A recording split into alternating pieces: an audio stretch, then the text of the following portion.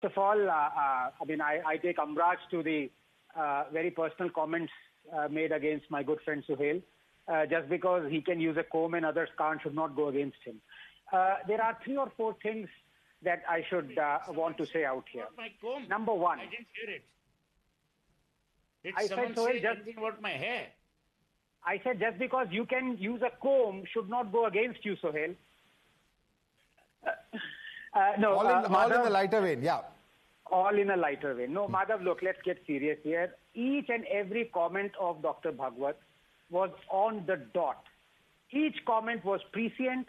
Each comment was required. Each comment was brilliant. My only question is, why was it 1.5 years late? Is there some network issue? Is he using the same network provider that we are? If 5G कहते हैं, 2G कहते हैं, I don't understand this.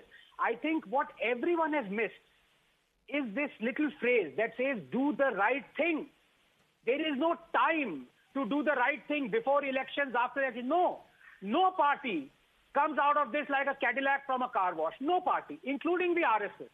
As I said, this comment on, I will only concentrate on the Manipur comment. I don't want to talk about the elections because elections have been like this, to the rigmarole over decades. So to say that, look, it should have been more congenial is neither here nor there. I want to concentrate on the Manipur issue because that is the most important part.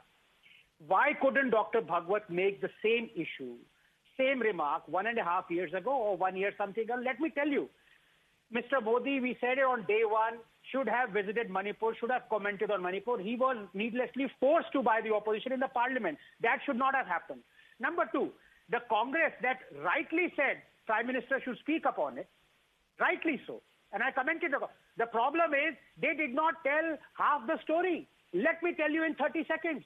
Since independence, the tribe Métis have been demanding an ST status.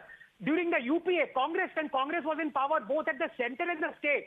The central government, Mr. Manmohan Singh, asked the state government of Manipur to look into this matter. It didn't. The both governments of center and state changed. No action was taken. The High Court in 2023 said to the Manipur government, state government, please look into this matter. And that was the reason for all the uproar. And you know what has happened? Everyone is running around scared. Nobody wants to tackle the issue. Because what happened 4 months ago, the High Court in itself has redacted its own demands. I want to ask the panelists out here who support the Congress and the BJP, do you have a view one way or the other?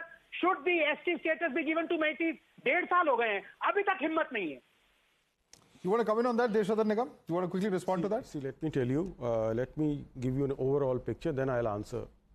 The issue out here is that about arrogance. Arrogance, what I have seen in Indian context is a part of dynastic entitlement. Generally, people in the parties have been behaving properly. However, Mohan Bhagwat ji spoke after the elections, not during the elections or before the elections. Otherwise, it would have been called interference. Therefore, it's a friendly advice, like a philosopher, friend philosopher and a guide. And it should be taken seriously across the board, not being directed towards any party. So far as Mr. Ranganathan's issue is concerned about ST status to the Métis, it's the whole issue, crux of the issue. Why should anybody have a problem giving an ST status to a particular group when the other community out there enjoys the ST status? The bull has to be caught by the horn, and that is where the whole issue arises. And Mr. Bhagwat highlighting it clearly pointed out that this issue needs to be solved, and solved with alacrity, without wasting any time. And the overall context of our elections today is, we have heard statements like from Rahul Gandhi कि अगर BJP जीतती है तो देश में आग लग जाएगी, और अखिलेश यादव saying कि कफन सर पे बांध के चलो, करो या मरो. Those were the kind of incitements we have seen in this elections. That should have been very well avoided. I think the friendly advice should be taken by everybody.